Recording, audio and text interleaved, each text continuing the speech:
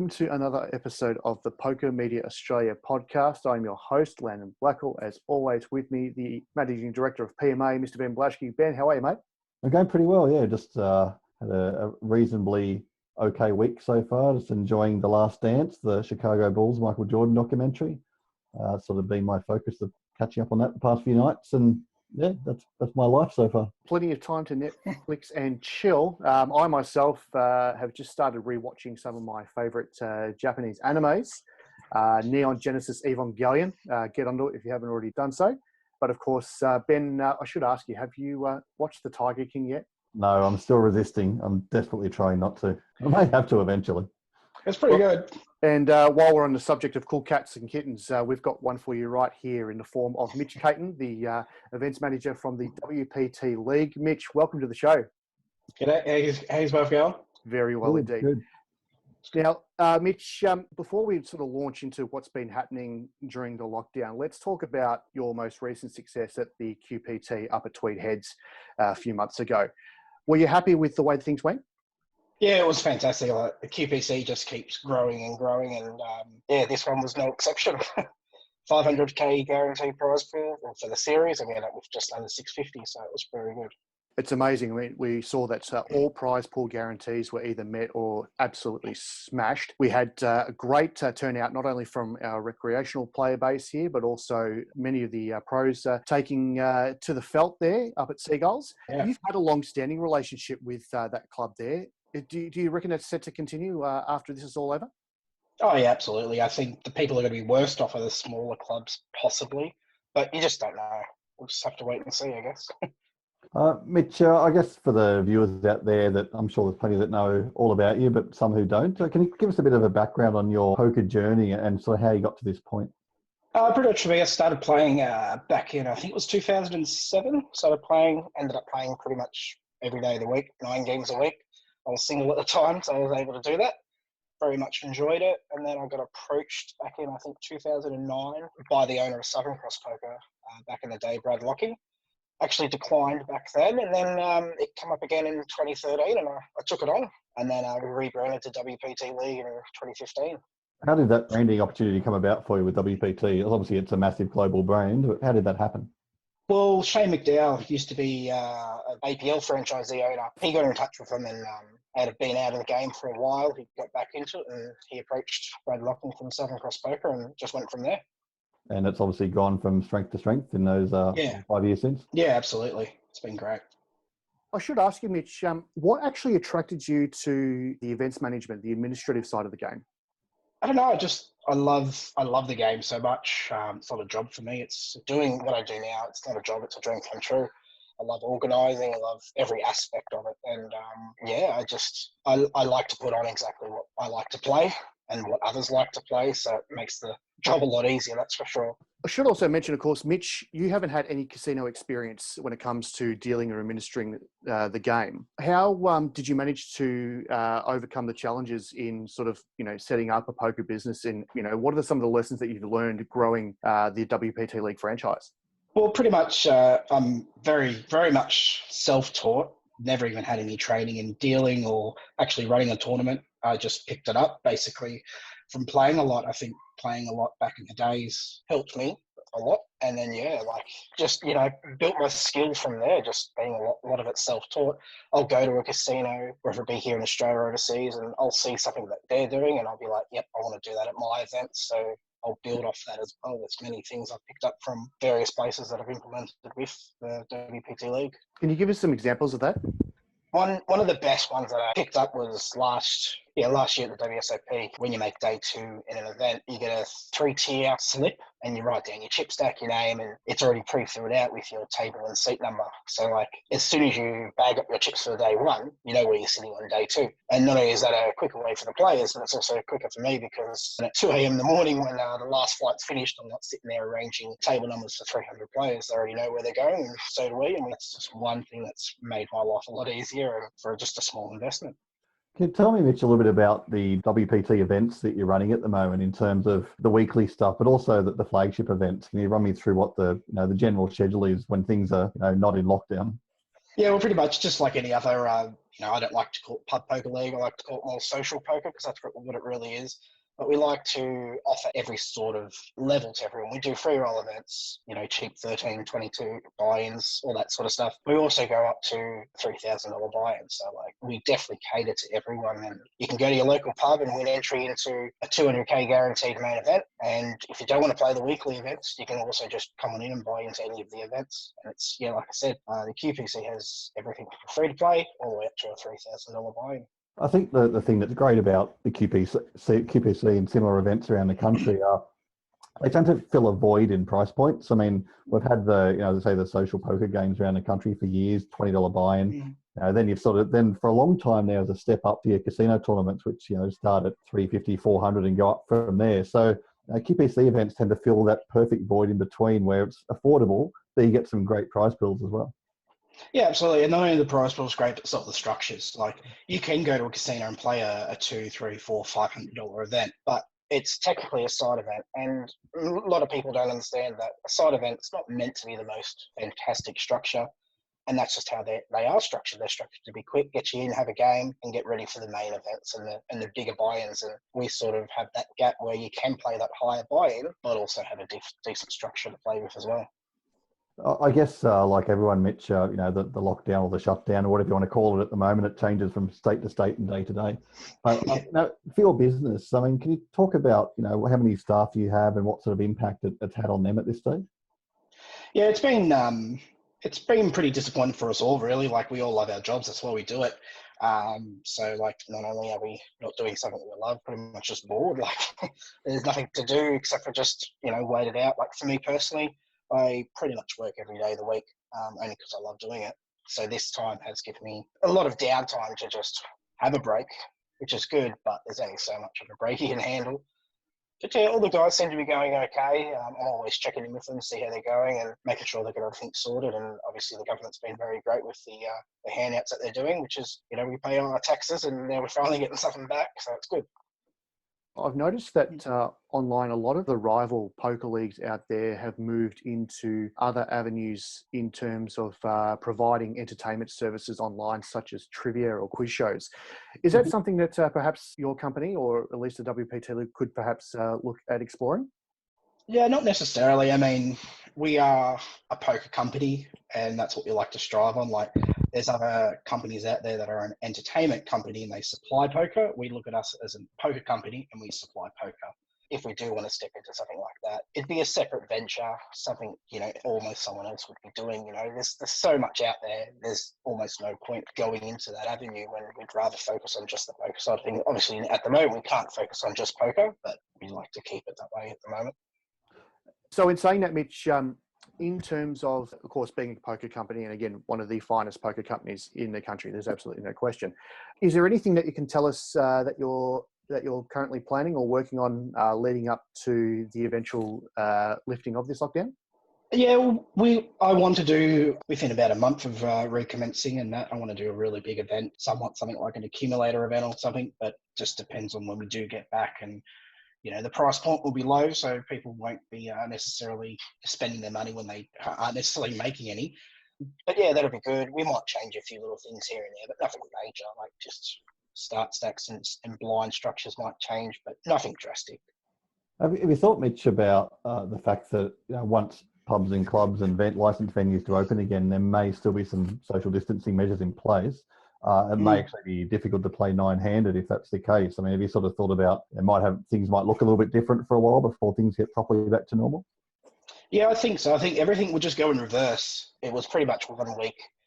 Just for example, Seagulls could only have X amount of people in the room per square metre, and then it just literally went down more, and then we finished. We were just running events six-handed, only for the comfort of players. Like, there's other people out there who are running five-handed. I think I even seen someone who's doing four-handed. At the end of the day, you're still got to be within 1.5 metres from any player at any table. Doesn't matter how many people on the table. So six-handed is probably the smallest would go down to, and it just gives that comfortable space between each player. I mean, every venue pretty much always has the hand sanitizer around, but we'll also supply it as well. And a lot of players know, you have to ask them how clean we are with our product.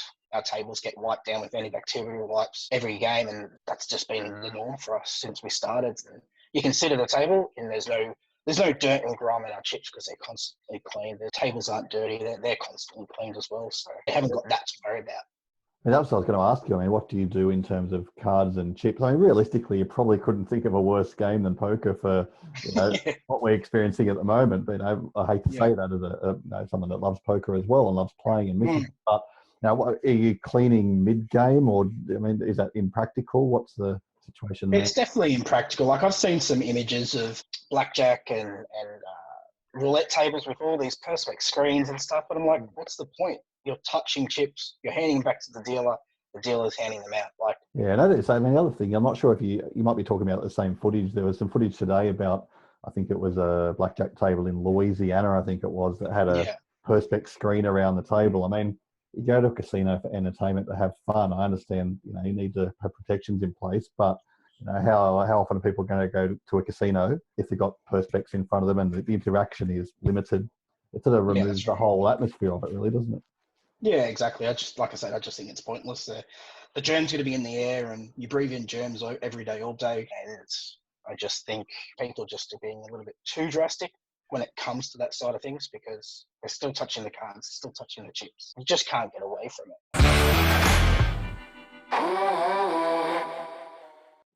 it. WPT League was one of the first companies out there to start implementing limitations and eventually to temporarily suspend operations. What was the initial response from players and venues? It was people just like, it happens. Like, what can you do? We just had to do what we had to do, and that was it. There was no, people can't be too disappointed with when we got the directions from the government as well. Like, what are you supposed to do? So people are pretty understanding, and that's all you can do, really. What's your gut feeling on when venues might start to open again? It's hard to say. Like, they've done well with everything, like how they've done the lockdown, and now they're sort of, scaling it back a little bit. We still have to get through winter, and that's when people start to get sick. Like, every winter I might get asthma because I'm asthmatic. That's usually around July, so when it's the coldest. So once we get past that, I think we can sort of start thinking about it, around maybe August, September. But people keep asking me the same question, and I say, look, I just wait to see what the PM says. Because, like, I don't listen to the news articles from this paper and this person and that. They're just there for clickbait, really. And when you get the news, whatever the PM says, that's what's going to happen. So you just got to wait to see what he says, and then we go from there. I just wanted to ask you something else there, Mitch. The WPT League QPC in Tweed Heads, right on the border of New South Wales and Queensland. I know that there's been quite a number of logistical challenges when it comes to implementing lockdowns between the twin towns there. Do you expect that to be a bit of a challenge as well once everything starts lifting back up? No, not really. I think, like I say, it'll go in reverse order of the lockdown process. So obviously borders will open back up again.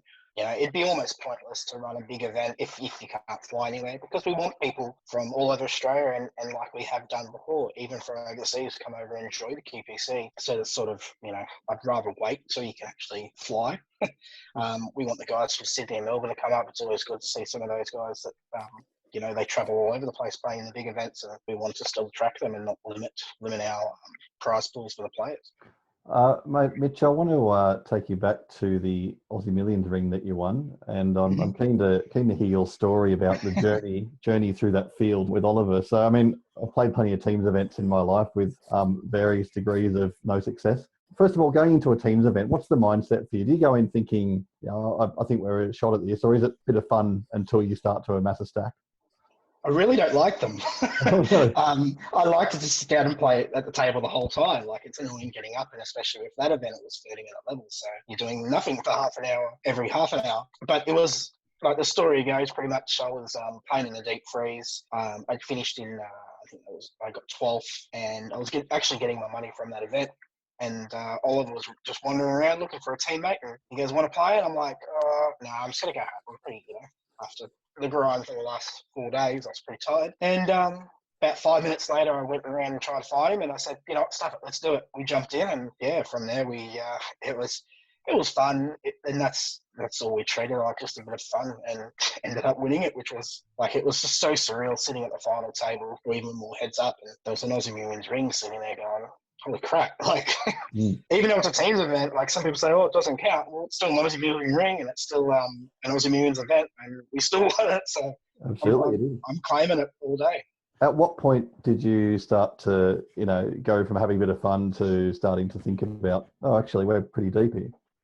To be honest, I felt like we're just having fun the entire time. Like, it got a little, like, Heads Up was a little bit more serious. And, people were saying, oh, how was Oliver's back during that event? Because, he would have been carrying you. I said, no, we were both chipping up very well. We were both playing very well. We were just having fun with it, really. And it helped having a table that wanted to have fun as well. Like, they weren't all, hoodies and glasses on and not talking. It was good. And then, yeah, like I said, Heads Up, that was when it got the most serious. I played the first round and we had a massive chip lead and I lost a little bit, but there were just some massive hands and some big clashes. And then Oliver finished it off, which at that point, because it was going on, like, I'd been playing so long, I was just like, Oliver, it's up to you. Just finish it. I don't want to jump in again. Like, let's just get this done. And he got that part done. And we sat there with the gold ring. Got any hands that stand out in the memory? No, I really can't remember any, to be honest. Like, oh yeah, I don't know. It was just, it was a memorable event, but I just can't remember any individual hands, to be honest. It was just, yeah, we had a blast. But no doubt you tell people as much as you can that you've got a ring and make sure you remind people and show them whenever you get the opportunity to. Oh yeah, I mean, when I won it, I think that was like, it was January, and then February I went to another event, and I knew that people would want to see it. I didn't want to wear it because it's just a $5,000 ring. But I had it in my bag with me. If anyone wanted to see it, I'd give them a look. That's really about it. How much do you play now, Mitch? I mean, obviously, I know you're pretty busy with WPT League, but like all of us, we love to sit down at the table sometimes. How often do you get a chance to do that? No, I don't play a lot. I enjoy playing and running games just as much as each other. I mean, I probably enjoy running it more because I'm guaranteed not to lose anything. But yeah, I pretty much save myself up for the bigger events. Like, instead of playing, $10, $100 buy-ins, I might play $1,000 buy-in sort of thing, or even just not play for 6 months and save myself up and go to the Aussie Millions or go to the WSOP. And that's my fix. Like, for me personally, I don't run weekly games anymore. When I do the QPC, obviously, there's all the stuff behind the scenes, plus the 5 days of what people see, and then the 3 and 4 days either side of setting up and packing up. That's my buzz. That's my poker, fix as well. I wanted to touch on the WPT a little bit more, not so much the WPT League, but I wanted to ask, have you been in touch with the representatives from the WPT? Because I know obviously they were wanting to introduce the WPT Deep Stacks event at the Gold Coast this year and start to expand the professional arm of the brand a lot more here in Australia. Once this is all said and done and life slowly begins to return to normal, will there be much more of a collaboration between the WPT League and the professional arm of the brand? Yeah, definitely. I mean, like, I'm always in touch with, Danny, who's part of WPT, and also you got Martin at the casino. We're always working together to make sure we're not clashing with events, and we've set up a pretty good schedule now where the QPC is on and then the WPT international events are on at different times, which is just the only way to do it. You need to have that 2 to 3 week gap at least in between big events. I think we do what we can to advertise it and try and give away tickets to it. But with the buy-ins being so much more higher, our market's a little bit lower, like the lower buy-ins when it comes down to it. So we're always trying to do what we can. We get quite a fair few of our regulars going to these events, especially the $300 and $400 and $500 buy-ins, and even the main event. They were going to do I think it was $1,650 buy-in. Like, that was going to be pretty attractive, and we were looking into doing things with that until everything was stopped. Well, it certainly sounds like there's a lot to look forward to once this is all said and done. But Mitch, as always, a pleasure to have your company. Thank you so much for joining us. And Ben, magnificent work as always. Thank you so much. Of course, if you want to keep up with more of the PMA podcasts, don't forget you can always view our previous podcasts on the PMA YouTube channel.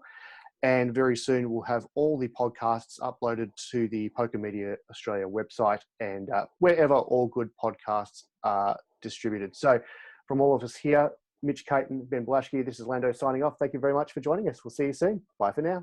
We'll be right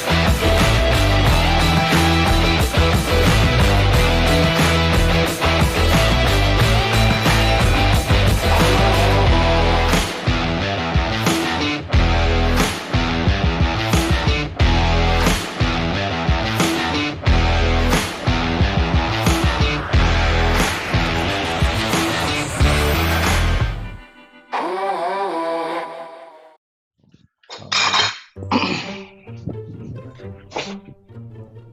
the dangle, right?